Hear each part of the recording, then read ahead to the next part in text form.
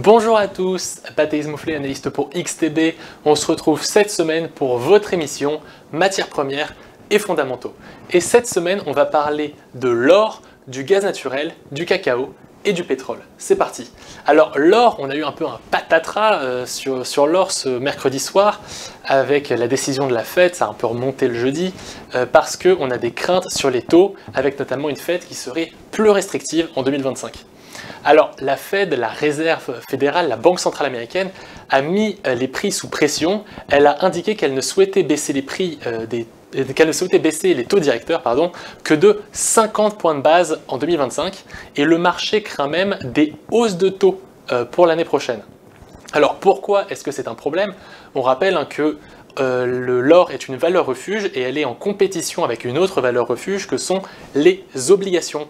Or les obligations rapportent un coupon quand les taux sont élevés, et ce coupon est plus élevé quand les taux sont plus élevés. Or, l'or ne rapporte rien, et donc comparativement, l'or est moins intéressant que les obligations quand les taux sont élevés. Même si aucune hausse de taux n'a lieu, le taux neutre semble être anticipé à des niveaux plus élevés qu'initialement prévus, ce qui est suggéré par la hausse des rendements exigés sur les obligations à 10 ans à 4,4%. Une nette sous-performance de l'or est constatée comparativement au dynamisme des hausses sur les actions. Cela dit, on a quand même une zone à 2600-2650 dollars qui reste une zone de demande importante et la saisonnalité pointe vers un rebond fin décembre, début janvier. On verra, évidemment la saisonnalité c'est le passé et les performances passées ne présagent pas des performances futures. Alors, ce graphique, on peut voir le prix de l'or comparativement aux autres actifs, donc le S&P 500, le cuivre, etc. Et donc on peut voir que l'or était devenu de plus en plus cher par rapport aux autres actifs jusqu'à atteindre un pic juste avant l'élection de Donald Trump.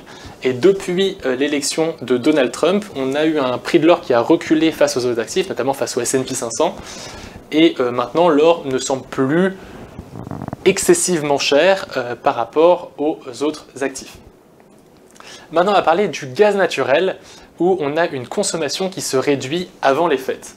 Alors, le gaz naturel, le prix du gaz naturel est en retracement à la hausse depuis 4 séances, mais la structure à terme reste en backwardation à court terme. La backwardation, c'est quand les prix futurs sont inférieurs au prix spot, et ça signifie qu'on estime que la demande à court terme sera faible. Les stocks ont fortement baissé récemment, ce qui a poussé les prix au-delà de 3,5 $ par MMBTU, et cette baisse s'estime à environ 110 milliards de pieds cubes la semaine précédente. Cela dit, elle ne s'élève qu'à la moitié de ce montant cette semaine. La consommation de gaz se réduit alors que de nouvelles prévisions météorologiques anticipent une hausse des températures, surtout dans les derniers jours de décembre, c'est ce qu'on voit dans ce graphique. Vous pouvez voir les prévisions météorologiques aux États-Unis entre 8 et 14 jours, et on voit qu'on a des prévisions qui sont largement au-dessus des moyennes de saison, donc avec le nord des États-Unis qui est très au-dessus, et l'ouest, toute la partie ouest qui est au-dessus, et donc on a seulement des normes de saison peut-être juste dans l'est des États-Unis. La saisonnalité durant le mois de décembre suggère même une poursuite de la correction, donc on verra ce qui se passe, mais on a plutôt des prix qui pourraient être sous pression. Maintenant, on va parler du cacao avec une nouvelle saison de déficit historique. On en parlait déjà la semaine dernière. Le cacao essaie de battre des records historiques. Maintenant, c'est fait. On revient sur ça juste après. Pour l'instant, on va parler de la production et de la transformation du cacao, avec des récoltes actuelles en Afrique de l'Ouest qui sont de moindre qualité en raison des fortes pluies qu'on a eues auparavant. On a aussi eu des températures élevées qui réduisent les perspectives de récolte pour la saison intermédiaire qui débute en avril. Pour la campagne 2023-2024, la baisse de production la plus marquée concerne surtout les cultures intermédiaires. L'Organisation internationale du cacao, l'ICCO, a revu à la hausse ses prévisions de déficit pour la saison 23-24. Le déficit atteint 478 000 tonnes, ce qui est le plus élevé de l'histoire. Les stocks disponibles pour la consommation ne représentent plus que 27%, ce qui est le niveau le plus bas depuis 46 ans. Selon Bloomberg, la production de la Côte d'Ivoire pour la saison 2024-2025 atteindrait 1,9 million de tonnes contre 2,1 millions de tonnes attendues initialement. Alors sur ce graphique, on peut voir la production et la transformation du cacao. Donc vous voyez en rouge la production et en noir la transformation. Donc normalement la production est censée être plus élevée que la transformation, c'est logique, mais là on voit que récemment la production s'est effondrée alors que la transformation reste stable, ce qui a créé, on le voit ici, un déficit très important. Donc ce sont ces petites barres ici, c'est le déficit qui est de 478 000 tonnes. Et en pointillé, vous pouvez voir le prix du cacao qui a pris 180% suite à ce déficit. C'est considérable. Les premiers jours de la seconde moitié de décembre marquent de nouveaux records pour les prix du cacao. On a battu les anciens records d'avril 2023 avec des prix qui s'approchent désormais des 13 000 $.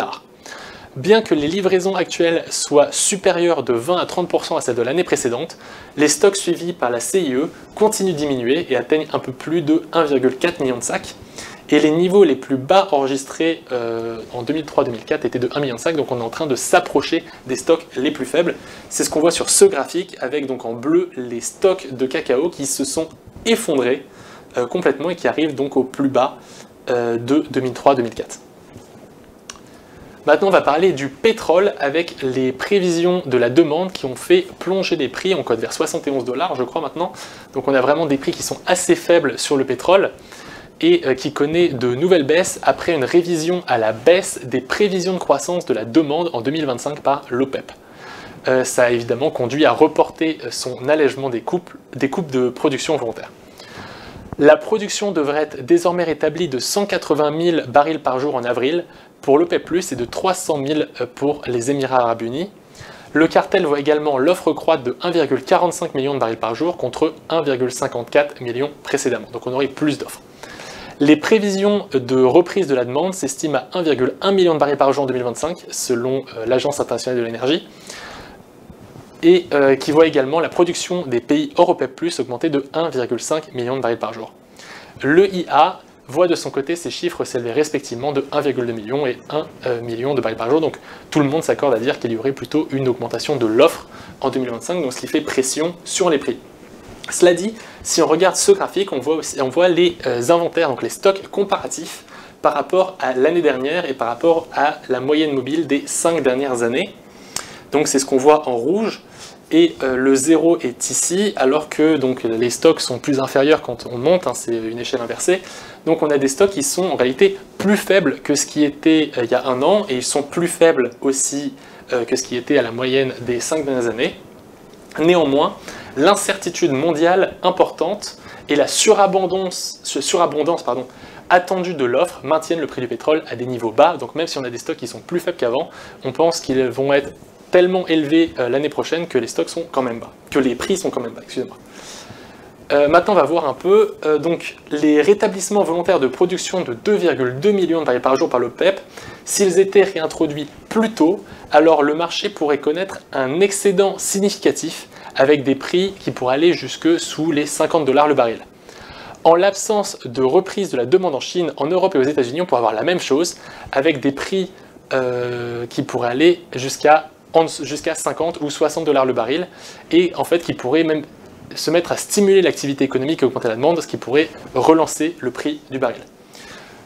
On a quand même le crack spread qu'on voit dans ce graphique en pointillé ici. Alors le crack spread, c'est la différence de prix entre un baril de pétrole et les produits pétroliers raffinés qui sont en légère augmentation, et donc ce qui peut vouloir signifier une augmentation de la demande à court terme, et donc une légère reprise des prix à la fin de l'année, ce qui est conforme à la saisonnalité.